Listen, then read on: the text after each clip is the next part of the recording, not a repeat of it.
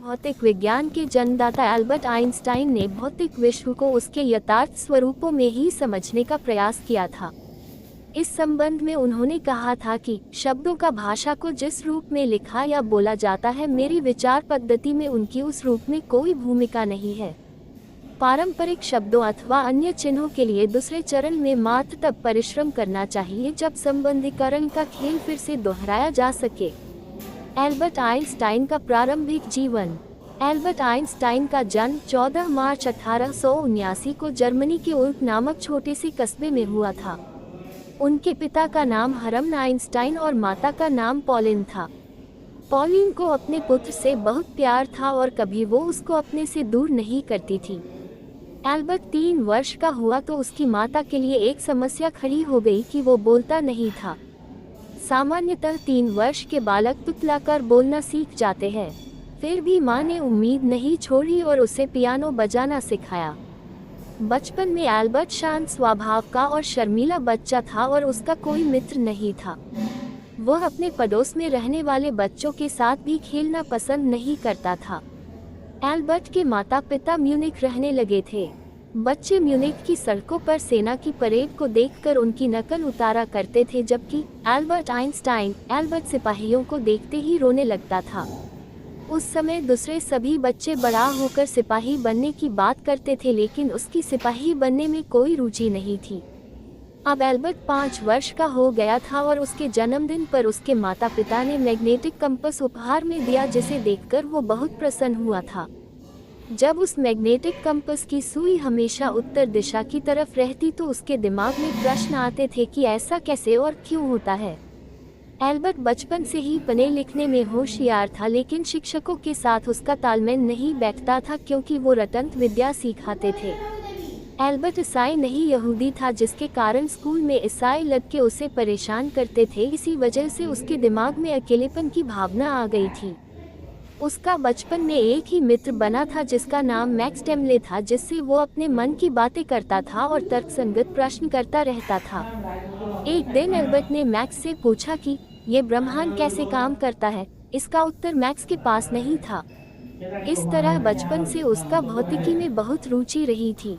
Albert के चाचा Jacob एक इंजीनियर थे, जिन्होंने एल्बर्ट के मन में गणित के प्रति रुचि दिखाई थी।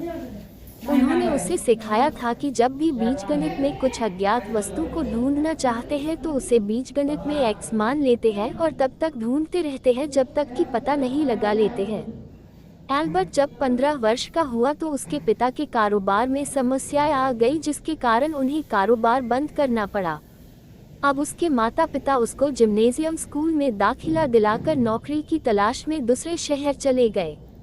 अब माता पिता के जाने के बाद एल्बर्ट उदास रहने लगा और उसका पढ़ाई में ध्यान नहीं लगा, इसलिए वो भी अपने परिवार के पास इटली चला गया। इटली में उसने बहुत सुखद समय बिताया। उसके बाद 16 वर्ष की उम्र में एल्बर्ट को स्विट्जरलैंड के एक स्कूल में पढ़ने के लिए रखा गया। यहाँ पर उसने भौतिकी में गहरी रुचि दिखाना शुरू कर दिया और उसे योग्य अध्यापक भी मिले। यहीं पर उन्होंने सापेक्षता का सिद्धांत का पता लगाया था। एल्बर्ट ने ज्यूरिख से स्नातक की डिग्री प्राप्त की थी। एल्बर्ट आइंस्टाइन अध्यापक के रूप में स्नातक की डिग्री लेने के बाद उन्होंने विद्यार्थियों को पढ़ाने के बारे में विचार किया, लेकिन एल्बर्ट के अधिक ज्ञान की वजह से प्रारंभ में उन्हें नौकरी नहीं मिली। सन 1902 में एल्बर्ट आइंस्टाइन को स्विट्जरलैंड के बर्न शहर में एक अस्थायी नौकरी मिल गई। अब उन्हें अपने शोध लेखों को लिखने और प्रकाशित कराने का बहुत समय मिला। उन्होंने डॉक्टरेट की डिग्री प्राप्त करने के लिए मेहनत करना शुरू कर दिया और अंत में उन्हें डॉक्टरेट की उपाधि मिल ही गई। एल्बर्ट आइंस्टाइन वैज्ञानिक के रूप में ज्यूरिख विश्वविद्यालय में उनको प्रोफेसर की नियुक्ति मिली और लोगों ने उन्हें महान वैज्ञानिक मानना शुरू कर दिया। सन 1905 में 26 वर्ष की आयु में उन्होंने सापेक्षता का सिद्धांत प्रतिपादित किया, जिसने उन्हें विश्वविख्यात कर दिया। इस विषय पर उन्होंने केवल 4 लेख लिखे थे, जिन्होंने भौतिकी का चेहरा बदल दिया। इस सिद्धांत का प्रसिद्ध समीकरण A=2 है, जिसके कारण ही परमाणु शक्ति प्राप्त हो सकी। इसी के कारण इलेक्ट्रिक आई की बुनियाद रखी गई। इसी के कारण ध्वनि, चलचित्र और टीवी पर शोध हो सके। आइंस्टाइन का अपनी इसी खोज के लिए विश्व प्रसिद्ध नोबेल पुरस्कार मिला था।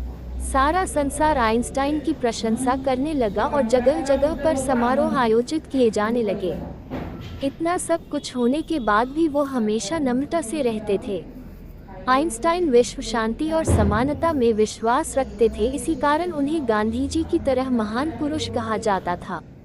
आइंस्टाइन को अपने जीवन में सबसे ज़्यादा दुख तब हुआ जब उनके वैज्ञानिक आविष्कारों के कारण बाद में परमाणु शक्ति का आविष्कार हुआ था, जिससे हिरोशिमा और नागासाकी जैसे नगर ध्वस्त हो गए थे।